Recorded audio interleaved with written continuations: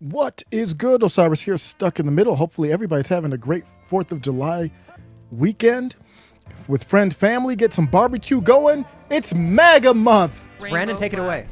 Look, all I have to say, I'm looking at this. I'm seeing like every major corporate logo and every major social media logo in the rainbow flag. I don't get how you can still argue oppression when every major corporation is behind you. And can you imagine if all of those same corporate logos, if somebody tried to say, can you do a Make America Great Again month with any of these logos? Oh, that'd be great. Well, that's how you know who has the power and who doesn't have the power. So stop pretending like we're oppressed. Stop pretending like we need this. Should we make June MAGA month? Yeah. Yeah. Maybe July, yeah. July, there you go. Right. Yeah. MAGA month. MAGA month, yeah. And we'll say we remember it's July, so we have the 4th of July to 4th of kick July. things off. Yeah. And we basically barbecue every weekend. Perfect, yeah. Oh, I'm so into that. Yeah, So am go. I. Yeah, let's That go. sounds Barbecuing. And for those who don't know, for me, MAGA just means populism. Populist. It's populist month, but MAGA month sounds so much better. Props to Tim Pool for coining that. I want to go to Washington Post, though, today. And this Washington Post op-ed is a terrible one, but it's a good one to look at because it really shows the reason why we were created as a representative republic instead of a straight-up democracy. So you might hear people correct me or anybody who says, oh, this is a democracy. We are a democracy, but it's a little bit different because we're a representative republic. And basically the idea of that is to protect the rights of the minority. If you go to a straight democracy, straight majority rule, get rid of the electoral college, all that kind of stuff, you aren't protecting the rights of the minority as much. So I'm going to go to our Discord. I'll leave a link in the description to our Discord. Washington Post opinion, American democracy is broken. Here's how to fix it. And I had a response to it, just highlighting some of the piece here.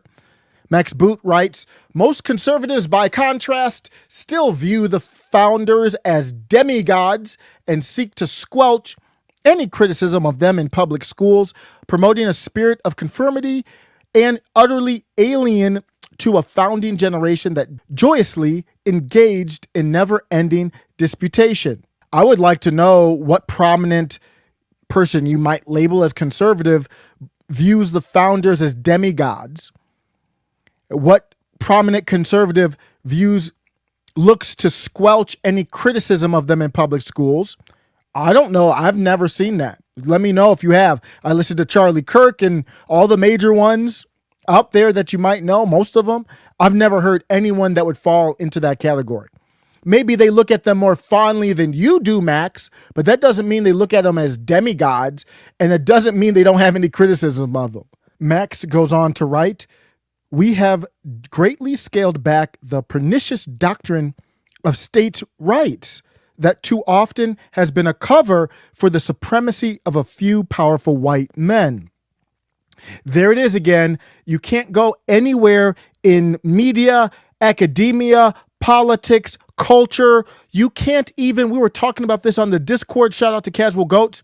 He showed me you can't even play Minecraft.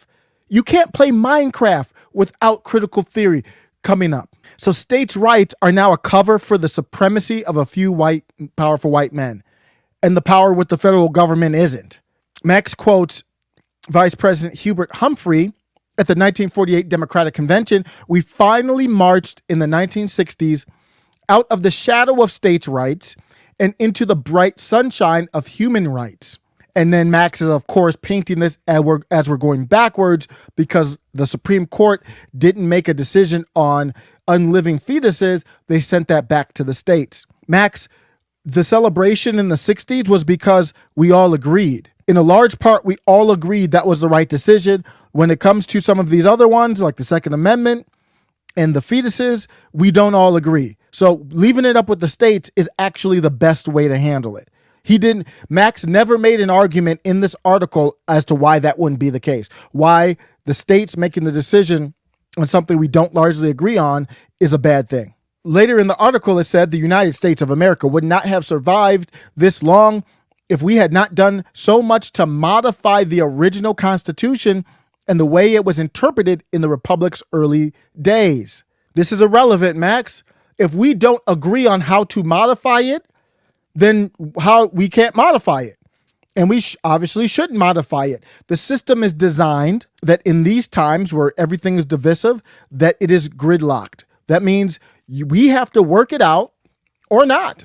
And whoever comes out victorious in this informational civil war political battle, then the victors will be able to take over. Max writes, there is no justice in a political system that gives Republicans 6 of 9 Supreme Court seats, even though a Republican has won the popular vote for president only once in the past 30 years. It's designed to work that way. That's how it's designed to work on purpose, not necessarily by popular vote. That's on purpose. So if you don't want that, Max, that means you don't want America. So 2, there is something deeply amiss with the Senate that gives California, population 39.3 million, the same number of seats as Wyoming, population 581,348. The founders never envisioned such an imbalance between power and population. That is absolutely incorrect. Of course they did. That's why you have the House. He's talking about the Senate. The Senate is not supposed to be divided via population like that on purpose. So the Senate thinks of things in a larger, bigger, more macro level. See, Max in this op-ed knows all this and purposely never gave context to get people who are ignorant in civics an understanding of, oh, this is weird. Why do we only have 2 senators per state? Was that an accident? Was that an oversight? Or was it by design? Obviously it was by design, and Max knows that, and he doesn't give the context. Max says we should abolish, you knew this is where it was going. This is the whole point of the article. Forget about all the other stuff. The whole point of the article is just to bring up this tired argument. We should abolish the Electoral College and make the election of senators proportional to the population. What would the point of the House be then at that point?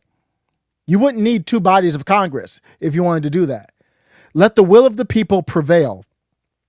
We should, but we won't. Small states will block any constitutional amendment that would strip them of their outsized power. That's the design of our country working, so that you can't get so power hungry that people in San Francisco can railroad those in the rural areas of California. And in the end, really destroy think that they're doing the right thing, but they don't understand rural America, for example. So you would be ruining the country. Max knows we can't amend the Constitution. We don't even agree on what a woman is. So that's not we couldn't write an amendment to agree on what a woman is. So that we can't agree on, if we can't agree with it. So I brought that up to my wife and she was like, well, why does that matter? Well, it matters because if you don't agree on what 1 + 1 is, then how can you do any type of advanced engineering or physics or science afterwards? If you can't amend what a woman, hypothetically, we couldn't come to an agreement on the definition of a woman. We have a Supreme Court Justice nominee, Ketanji Brown Jackson, who didn't answer the question, which I have no problem with because it's such a hot topic, controversial topic. You have to be careful. But the fact is, she didn't answer the question. So that means that we are at a place in our country where we can't build anything off of that.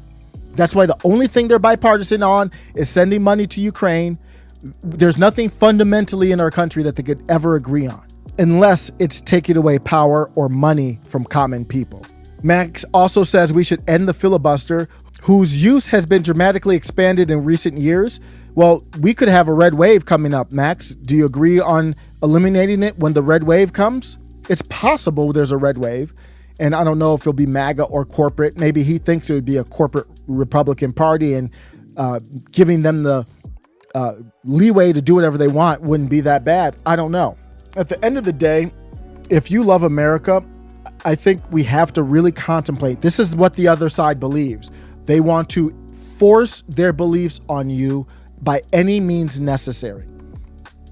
If you believe in the United States on this birthday celebration, I think the best way to proceed to protect the idea of America that you know it as is to advocate for a separate America.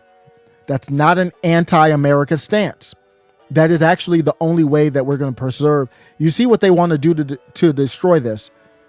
We'll see what happens in the midterms. We'll see what happens beyond that. Who knows?